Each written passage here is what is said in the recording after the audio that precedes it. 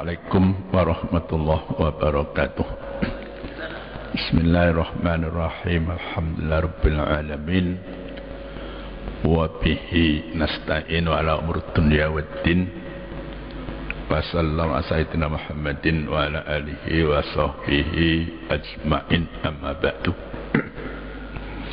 Para jamaah yang dirahmati Allah, para pendengar yang berbahagia, marilah pada pagi hari yang sejuk ini kita manjatkan puji dan syukur kehadirat Allah Subhanahu wa taala ya, bukan sejuk udara saja, mudah-mudahan hati kita juga sejuk. Salawat salam mudah-mudahan terlimpah untuk junjungan kita Nabi Muhammad sallallahu alaihi wasallam. Beliau adalah utusan Allah terakhir yang membawa syariat Islam yang diridhoi oleh Allah Subhanahu wa taala. Alhamdulillah kita ini diberi hidayah iman ya, yang tidak semua orang itu dianugerahi oleh Allah. Pada hari ini kita akan mengakhiri ya surat Hujurat. Barangkali ini sangat penting isinya, ya semua itu penting, ini sangat penting. Dan kita lihat bagaimana hubungan antara awal surat ini dengan akhirnya. Ya, dimulai dengan ayat 14. A'udzubillahi minasyaitonirrajim. Bismillahirrahmanirrahim. Qalatil a'rabu amanna qul lam tu'minu walakin qulu aslamna walamma yadkhulil imanu fi qulubikum wa in tuti'ullaha wa rasulahu la yalitkum min a'malikum syai'an innallaha ghafurur rahim. Shadaqallahul azim. Ya, kurang lebih terjemahnya begini. Di situ juga ada yang baca terjemahnya. Orang-orang Arab Badui, ya, Al-A'rab itu orang Arab pedusunan Badui, berkata, amanna, kami telah beriman, gitu ya. Ngakunya seperti itu. Kul lam tu'minu, katakanlah sebenarnya kamu belum beriman. Ya, ini diperintahkan pada Nabi, katakan wahai orang-orang Arab dusun itu kamu sebenarnya belum beriman. Walakin qulu, tapi katakanlah aslamna, ya kami telah tunduk kepadamu.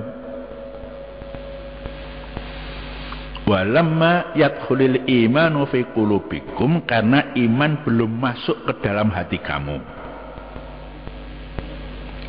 Wa in tuti'ullaha wa rasulahu, dan jika kamu taat pada Allah dan Rasulnya, lam yalitkum min a'malikum syai'an, maka dia Allah tidak mengurangi sedikit pun amal-amal kamu. Innallaha ghafurur rahim, sesungguhnya Allah Maha Pengampun lagi Maha Pengasih.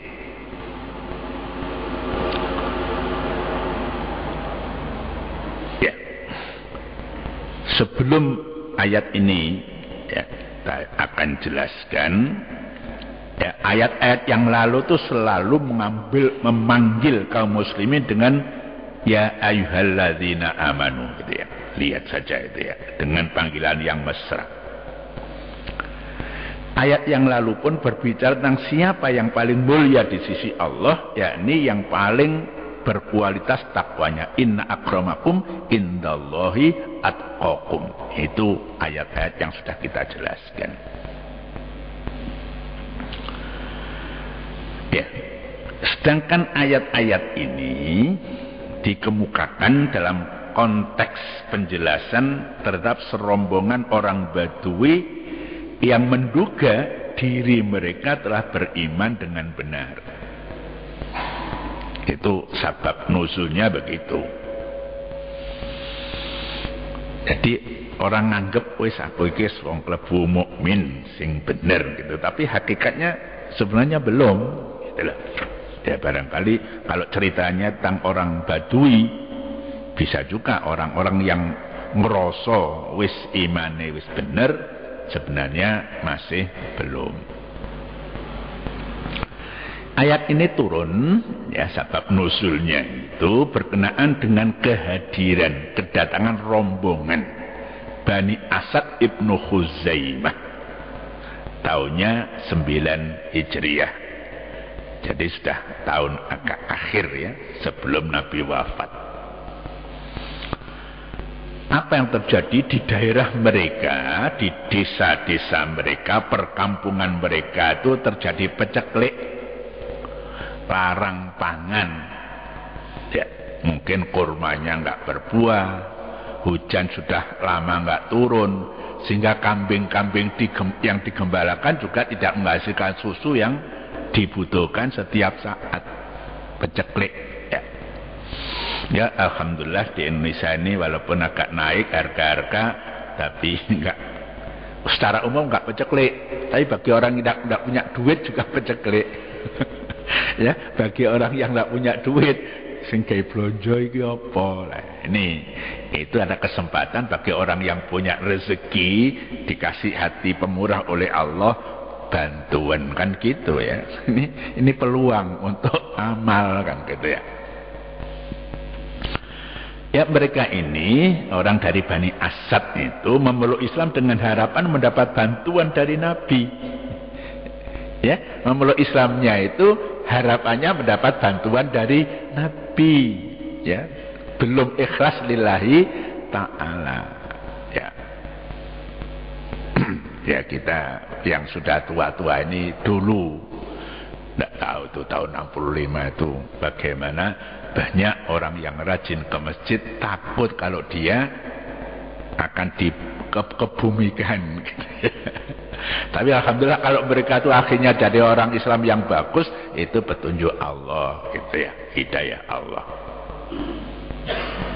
Mereka berkata begini, orang Bani Asad itu, kami datang kepadamu bersama anak keluarga kami dan tanpa mengangkat senjata melawan kamu sebagaimana yang dilakukan beberapa kelompok lain. Dia ngaku-ngaku gitu. Ya, keluarga kami ikut, kami nggak bawa pedang, kami nggak bawa tombak gitu ya. Ini mereka ucapkan dengan maksud agar Nabi menilai kehadiran mereka sebagai jasa yang wajar mendapat imbalan materi.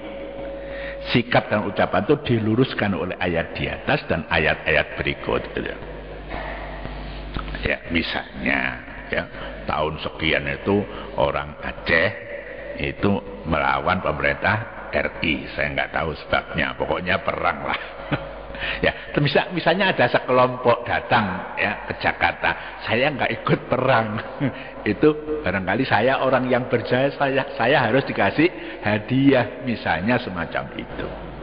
Zaman modern, ini zaman 1430 tahun sekian.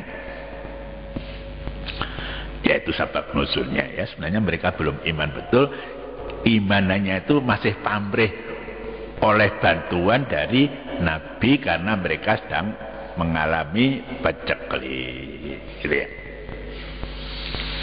Ya, kata lamma digunakan untuk meniadakan, menegasikan sesuatu pada saat pengucapannya, tapi diharapkan apa yang dinafikan itu terjadi pada masa yang akan datang.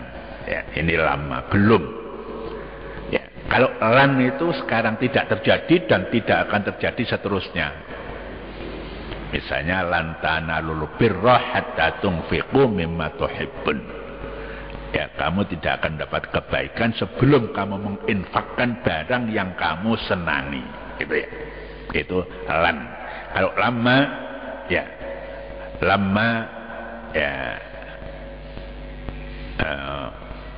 akhduru ya, lama akhdur ya fil masjid. Saya sekarang belum ke masjid, tapi pada suatu saat nanti aku akan masuk ke masjid. Itu pakai lama. Ya, ayat di atas ini dijadikan dasar oleh sementara ulama untuk menunjukkan ada perbedaan antara Islam dan iman. Islam adalah sesuatu yang bersemi di dalam hati, menyangkut apa yang disampaikan oleh Nabi. Sedang iman bukan sesuatu yang nampak pada ucapan dan perbuatan. Ya, biasanya kalau orang Islam, ya kalau disebut satu saja, kalau orang Islam ya di sana sudah ada iman, gitu ya. Tapi ada ulama membedakan berdasarkan ayat ini, ono bedane antarane Islam lan iman. Ya, di dalam kerangka Islam juga begitu. Ada rukun iman yang 6, ada rukun Islam yang 5. Ya, itu pembelajarannya begitu ya. Islam adalah ketundukan lidah dengan mengucapkan 2 kalimat syahadah, setelah ketundukan anggota tubuh dengan mengamalkan perintah Allah, baik ucapan dan pengamalan itu sesuai dengan isi hati ataupun belum. Ya, syahadat itu diucapkan. Hatinya apa sudah sepenuhnya atau belum kan kita nggak tahu. Ya, pada suatu saat terjadi perang. Ya, ada orang musuh ya zaman Nabi itu sudah mengucapkan syahadat, tapi oleh panglima Islam itu dia dibunuh, dimarahi oleh Nabi kan ya. Kalau orang mengucapkan syahadat secara lahir itu harus dihukumi Islam, ditegur ya, kenapa kamu bunuh, coba apa kamu membelah hatinya, kan gitu ya, sampai begitu. Jadi kalau orang sudah bersyahadat itu adalah saudara kita. Ya, bagaimana meningkatkan kualitasnya itu juga tergantung kita, bagaimana mendidik mereka supaya antara ucapan syahadatnya dengan hati dan kelakuannya ini bisa pas ya. Ya, siapa yang mengucapkan 2 kalimat syahadat maka ia secara lahiriah telah dinamai muslim dan memperoleh hak-haknya untuk hidup damai di dunia ini ya. Ya, nggak boleh kita ganggu ya, jiwanya maupun hartanya. Kalau dia pada saat sesudah mengucapkan syahadat itu mati, itu juga harus dimandikan, dikafani, disolati, dikuburkan secara Islam. Gitu. Itu hak dia. Ya. Kemudian kalimat yalidkum ya, terambil kata lata yang artinya kurang. Ya, kata ini berbentuk tunggal ya. Walau kata sebelumnya berbentuk musanna, Allah dan Rasulnya. Kenapa? Ia berbentuk tunggal karena yang berwenang menyangkut ganjaran dan siksa hanya Allah subhanahu wa ta'ala semata-mata. Nabi tidak berhak. Ya, kalau sekarang urusan reshuffle atau tidak itu tergantung pada presiden gitu loh. Ya, menteri Menko tidak punya hak. Ya, wakil presiden juga tidak punya hak. Yang punya hak adalah presiden. Seperti ini, yang memberi pahala dan siksa adalah Allah subhanahu wa ta'ala. Nabi tidak punya hak untuk itu. Ini kalau kita kiaskan ya, kita analogkan semacam yang punya hak adalah Allah. Yang punya hak untuk reshuffle, mengangkat, memberhentikan menteri adalah Presiden Republik Indonesia yang sekarang ini adalah Bapak SBY gitu ya. Ya, jadi itu iman dan Islam. Ya, karena ini sudah di penghujung surat ya, saya kira banyak sudah hal yang jelas. Kita lanjutkan dengan ayat berikutnya 15 dan 16. Ya, ini untuk menegaskan siapa orang yang beriman itu. A'udzubillahi minasyaitonirrajim. Bismillahirrahmanirrahim. Innamal mu'minuna alladzina amanu billahi wa rasulihi thumma lam yartabu wa jahadu bi amwalihim wa anfusihim fi sabilillahi ulaika humus shadiqun. Qul atu'allimuna Allah bi dinikum wallahu ya'lamu ma fis samawati wa ma fil ardi wallahu bikulli syai'in alim. Ini menegaskan kalau tadi siapa yang iman, siapa yang Islam, di sini ditegaskan. Sesungguhnya orang-orang mukmin yang benar-benar iman hanyalah orang-orang yang beriman pada Allah dan Rasul-Nya, artinya termasuk rukun iman yang lain, yang 4 yang lain, kemudian mereka tidak ragu, ya, summa lam yartabu, ya, iman pada Allah dan Rasul-Nya, 1, lam yartabu, tidak ragu-ragu lagi apapun yang terjadi, melarat, sugih, pangkat, gak pangkat, ya, tetap saja percaya pada Allah, segala sesuatu dari Allah, ya. Wajahadu bi amwalihim wa anfusihim, mereka itu orang yang beriman betul berjihad menegakkan agama Allah dengan harta dan dengan jiwanya, ya. Kalau ngaku-ngaku tapi belum sedikit pun melakukan jihad, artinya menegakkan, mengangkat kalimat Allah, jok ngaku-ngaku gitu loh, ya. Wajahadu bi amwalihim wa anfusihim fisabilillah, ulaika humus shadiqun, mereka yang memenuhi syarat seperti itulah orang-orang yang benar, ya. Pengakuannya itu diwujudkan di dalam perbuatannya, ya. Qul atu'allimunallaha bidinikum, katakanlah, apakah kamu memberitahukan Allah tentang keberagamaan kamu, keberagamaan kamu. Wallahu ya'lamu ma fis samawati wa ma fil ardi, padahal Allah senantiasa mengetahui apa yang ada di langit dan apa yang ada di bumi. Ya, kadang-kadang kan ada orang, ya, seolah-olah dia paling baik beragamanya misalnya, tapi hakikatnya yang tahu itu ada Allah, ya, bukan tetangga kita. Yang tahu adalah Allah subhanahu wa ta'ala. Wallahu bikulli syai'in alim, dan Allah maha mengetahui segala sesuatu. Ya, beberapa hari lalu saya memberikan contoh, ya. Kalau kita itu melihat seismograf pencatat gempa itu, ya kan terus menulis itu, ya, penanya itu, ya. Kehidupan kita kan juga semacam itu, ada buku kehidupan. Itu tercatat terus, malaikat mencatat terus, nggak ada yang kelewatan. Kalau seismograf itu hanya gempa, tapi Allah yang menugaskan malaikat itu termasuk sampai yang gaib, ya, sampai niat kita pun itu dicatat gitu loh. Ikhlas atau kurang ikhlas semua dicatat. Dan itu gaib, tidak bisa dilihat seperti melihat hasil seismogram itu, ya, tulisannya, ya, penanya alat untuk melihat gempa itu, ya. Kalau gempa itu kan udah gempa, ya, skala Richter itu ada yang sedikit, ada yang panjang, begitu juga amal kita juga begitu, ya. Coretannya panjang artinya mungkin baik, pahalanya nanti insya Allah banyak, tapi kok ada yang, ya, hanya kecil gitu saja, mungkin amal itu kecil, kurang ikhlas dan sebagainya. Tapi ada saat-saat penanya, ya, masing-masing orang buku kehidupannya itu tidak nempel pada bukunya saat orang tidur, ya kan? Saat orang tidur, saat misalnya, ya, anak-anak yang belum balik itu kak, penanya belum mencatat, ya, atau orang yang sakit jiwa, orang yang sakit jiwa itu walaupun keliaran gitu, tidak pakai pakaian pun itu tidak dicatat itu, ya.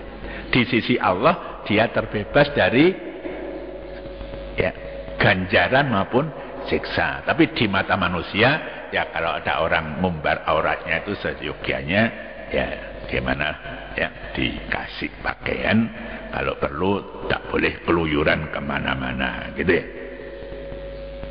Jadi menegaskan, ya, kalau tadi itu orang ragu mana iman mana Islam, di sini ditegaskan seperti itu, ya. Jadi iman itu orang yang iman yang benar-benar percaya pada Allah dan Rasulnya, termasuk rukun iman yang lain, kemudian nggak ragu-ragu, ya, terhadap bahwa Allah itu maha mengetahui, Allah maha mendengar, Allah akan membalasi amal perbuatan, nanti ada hisab, ada mizan, ada sirat dan sebagainya, itu yakin, ya, tidak ragu-ragu. Kemudian ditambah dengan jihad, ya, berbagai macam ikhtiar untuk menegakkan agama Allah, itu jihad. Ya. Menjadikan ya kalimatullahi hiyal ulya. Ya boleh jadi timbul dalam pikiran orang-orang Badui bahwa mereka telah mencapai peringkat mukmin yang sempurna, pada sebenarnya tidak demikian. Bahkan dalam suatu riwayat dinyatakan, ya, beberapa orang di antara mereka bersumpah bahwa mereka benar-benar telah beriman karena ya, ayat, ya, karena itu ayat di atas memerintahkan, ya, kul, ya.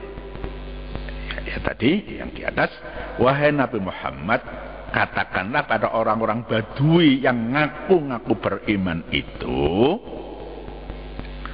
apakah kamu memberitahukan Allah dan menjelaskan kepadanya tentang hakikat keberagamaan, ya, religiositas dalam bahasa yang keren gitu ya, dan tingkat kualitas iman kamu? Padahal yang demikian itu tidak perlu kami sampaikan pada Allah. Karena apa? Karena Allah senantiasa mengetahui apa yang ada di langit yang demikian luas dan apa yang ada di bumi dengan aneka penghuninya. Dan di samping itu Allah mengetahui segala sesuatu, baik yang telah disebut di atas maupun yang selainnya. Kita yakin itu apa yang kita lakukan setiap saat itu diketahui oleh Allah dan dicatat oleh malaikat. Oleh karena itu sebab satu sudah kita niat ibadah saja, ya. Dari kita membersihkan diri, ya, mandi, Bismillahirrahmanirrahim, ya. Mungkin mau cari rezeki, pekerjaannya macam-macam, jadi sopir, ya, petani ke sawah, guru mengajar, tukang mijet, ya, Bismillahirrahmanirrahim, supaya rezekinya itu betul-betul rezeki yang halal, yang akan bermanfaat bagi kehidupannya, untuk yang bersangkutan maupun keluarganya, gitu, ya. Semuanya kita gantungkan pada Allah. Dengan menyebut Allah kita akan bekerja dengan sebaik-baiknya. Ya, jadi enggak syukur, ya, kita bangun mesin ini karena lillahi ta'ala, berusaha untuk yang sebaik-baiknya kan gitu. Supir mencari rezeki karena Allah, juga kita berusaha untuk sebaik-baiknya mengantarkan penumpang sampai ke tempat dengan selamat, gitu ya. Ya, walaupun bukan agama Islam barangkali, ya. Jadi seperti Borobudur, seperti misalnya di Mesir ada piramida, itu mereka berbuat sebaik-baiknya karena yakin mereka itu diketahui juga oleh Tuhan yang mereka percayai pada waktu itu, ya. Sehingga peninggalan itu bisa berjangka lama, ya. Jadi kalau orang misalnya dandani dalan, saiki dandani seminggu kas rusak, itu dia lupa pada Allah, kira-kira begitu. Ya, kira-kira dia lupa bahwa sebenarnya pekerjaan ini diawasi oleh Allah, kalau baik akan diberi pahala oleh Allah, kalau dia ngentit titik-titik itu juga diketahui oleh Allah Subhanahu wa ta'ala. Ya, jadi itu dia orang yang masih ragu-ragu, bener enggak aku njupuk titik iki Gusti Allah preso enggak? Ya. Ya. Kita lanjutkan dengan ayat-ayat terakhir 17 dan 18. A'udzubillahi minasyaitonirrajim. Bismillahirrahmanirrahim. Yamunnuna 'alaika an aslamu qul la tamunnu 'alayya islamakum. Balillahu yamunnu 'alaikum an hadakum lil imani in kuntum shadiqin. Innallaha ya'lamu ghaibas samawati wal ardi wallahu basirum bima ta'malun. Mereka merasa telah memberi nikmat kepadamu. Ya tadi itu datang enggak musuhi Nabi, enggak nggawa berang, itu merasa saya sudah berjasa, ya. Orang-orang Arab Badui tadi. Katakanlah, ya, janganlah kamu merasa telah memberi nikmat kepadaku dengan keislaman kamu. Sebenarnya Allah yang melimpahkan nikmat kepadamu dengan menunjuki kamu kepada keimanan. Jika kamu adalah orang-orang yang benar, hidayah itu adalah semata-mata dari Allah, ya. Wong Abu Thalib saja sampai akhir hayatnya kan padahal dicintai oleh Nabi, tapi karena Allah belum berkenan memberi hidayah kan semacam itu. Innallaha ya'lamu ghaibas samawati wal ardi wallahu basirun bima ta'malun. Sesungguhnya Allah mengetahui apa yang ada di langit, yang di bumi, yang tidak bisa ditangkap oleh manusia, ya. Kalau misalnya udara ini susunannya apa itu bisa diketahui, Pak. Tapi sesuatu yang tidak diketahui dengan alat-alat teknologi itu diketahui oleh Allah Subhanahu wa taala. Karena apa? Dan Allah Maha melihat apa yang kamu kerjakan. Ya. Jadi ya, sekali lagi pengakuan orang-orang Badui yang disampaikan kepada Nabi Muhammad yang bertujuan menyebut jasa mereka dengan dalih bahwa mereka telah beriman dan mengikuti Nabi, ya, ayat di atas meluruskan anggapan itu. Gak bener awakmu ngrasa wis bantu Nabi, gak bener kan. Ya, ini ayatnya meluruskan, ya, sikap mereka. Janganlah kamu merasa telah memberi nikmat kepadaku dengan keislaman kamu. Sebab manfaat keislaman itu bukan untukku, tapi untuk diri kamu sendiri. Ya, orang yang di hadapan kita menyatakan Islam, dia bukan untuk yang menyaksikan ini, tapi kembali pada yang bersangkutan, gitulah. Ya. Ya, kita kebetulan barangkali bisa menuntun, baca syahadat, menyaksikan dan sebagainya, itu kebetulan saja. Tapi Islamnya sendiri adalah untuk orang yang bersangkutan. Ya, jadi sesungguhnya Allah sengaja mengetahui apa yang gaib di langit dan bumi, dan Allah melihat apa yang kamu kerjakan. Ya. Ada beberapa pendapat ulama, di sini sedikit saya kutip dari Sayyid Qutb, ya, almarhum, yang mati di zaman pemerintahan Jamal Abdul Nasser, ya, dihukum beliau ini. Ya, secara panjang lebar menggarisbawahi anugerah iman yang dinyatakan Allah pada ayat ini. Sebenarnya Allah melimpahkan nikmat kepada kamu dengan menunjuki kamu pada keimanan. Ya. Hakikat anugerah ini, iman, seringkali tidak disadari oleh banyak orang. Bahkan boleh jadi oleh sementara orang-orang mukmin. Iman itu sebenarnya kan modal yang luar biasa. Tanpa iman, amalan kita yang lain itu kan tidak akan diterima oleh Allah Subhanahu wa taala. Kadang-kadang tidak disadari, gitu. Iman adalah nikmat yang terbesar yang dianugerahkan Allah kepada hamba-hambanya di dunia ini. Ia lebih besar dari nikmat wujud yang dianugerahkan Allah lebih dahulu bagi seorang dengan berbagai anugerah yang berkaitan dengan wujud seperti rezeki, kesehatan, hidup, dan kesenangan. Buktinya apa, ya? Secara mudah saja begini. Keyakinan kita, orang yang kafir, orang yang musyrik, yang di akhirat nanti akan dimasukkan ke neraka, itu nggak bisa ditebus dengan emas, dengan segala sesuatu yang ada di bumi ini. Loh, itu loh nilainya iman itu semacam itu. Yang kadang-kadang ini tidak dirasakan, tidak dipelihara oleh orang-orang yang dikasih hidayah iman itu. Itu kita harus tumbuh kembangkan, ya.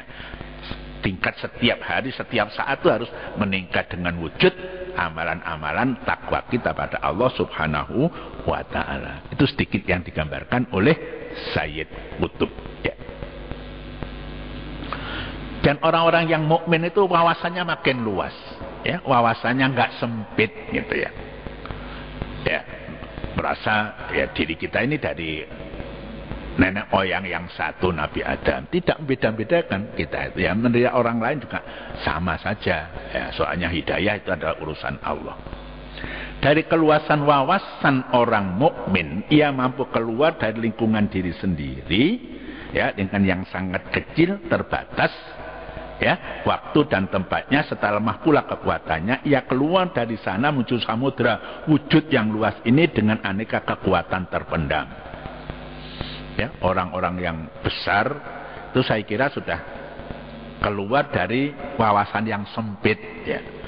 Ya, Bung Karno misalnya, ya, berani berkorban, berani dipenjara untuk berjuang memerdekakan bangsa kita yang hakikatnya secara agama mungkin berbeda, bahasa berbeda, tapi cita-citanya begitu.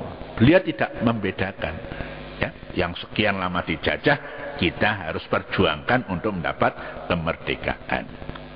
Ya, ya, termasuk Sayyid Qutb sendiri, dia tidak takut akan digantung, ya, karena ya dia memperjuangkan imannya itu orang-orang yang tidak seide dengan beliau itu ya dianggap kecil ya. Hembusan itulah ya yang kemanusiaannya dari hembusan ruh ilahi.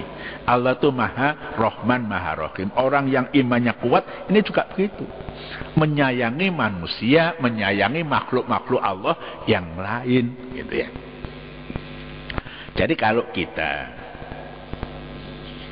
perhatikan sebenarnya ayat atau surat-surat yang ini ya, dari awal dengan akhir itu ada sama ya. Orang mukmin yang benar-benar ini mendahulukan hukum-hukum Allah ya. Kita tidak boleh ngelangkai gitu ya. Hukum-hukum Allah menggunakan hukum-hukum yang sama sekali tidak berjiwa ya, syariat itu sendiri. Itu antara pembuka dan penutup surat ini seperti itu. Karena apa? Allah maha mengetahui apa yang terjadi di muka bumi, yang terlihat oleh manusia maupun yang tidak terlihat oleh manusia, yang bisa didengar oleh manusia dan alat-alat yang canggih maupun yang tidak bisa ditangkap oleh itu semua. Akhirnya surat ini ditutup dengan pernyataan bahwa Allah maha mengetahui dan maha melihat. Ini merupakan peringatan yang cukup jelas ya, agar kaum muslimin tidak melangkah mendahului Allah dan Rasulnya, sebagaimana dipesankan oleh ayat yang pertama surat ini. Gabungan awal dan akhirnya menyimpulkan ya, kesimpulannya, janganlah kamu mendahului Allah dan Rasulnya, karena Allah melihat apa yang kamu senantiasa kerjakan dan menilai pekerjaan kamu itu. Jika amal kamu baik, Dia memberi kamu ganjaran, dan jika sebaliknya Dia dapat menjatuhkan sanksi atas kamu ya. Barangkali sekarang di Indonesia itu ada kasus yang barangkali serius ya, berdasarkan untuk uji materi undang-undang namanya Macica, itu istri sirinya Murdiono kan gitu ya, supaya anaknya itu ya dapat hak ya. Nah, kemudian nampaknya Mahkamah Konstitusi dalam keputusan itu kelewat gitu ya. Kalau orang sudah nikah sah, baik tercatat di KUA maupun yang siri, itu menurut agama kan sah. Tapi keputusan MK nampaknya orang yang hasil zina pun ini harus punya hak terhadap bapak dan ibunya. Nah ini kalau itu isinya memang seperti itu melampaui ya hukum Allah dan Rasulnya. Itu harus ya, sekarang barangkali ada pembicaraan yang serius antara MK dengan Majelis Ulama Indonesia ya. Jangan sampai MK ini membuat hukum sendiri, membuat syariat sendiri. Ya, itu tapi saya kira ya untung di Indonesia itu masih ada orang yang mau mengingatkan kesalahan-kesalahan begitu. Mudah-mudahan kita tambah paham tentang agama kita, kita diberi kesempatan untuk mengamalkan kita. Mudah-mudahan dengan itu semua ketakwaan kita pada Allah selalu bertambah dari waktu ke waktu. Wallahu muwaffiq ila aqwamit thoriq. Assalamualaikum warahmatullahi wabarakatuh.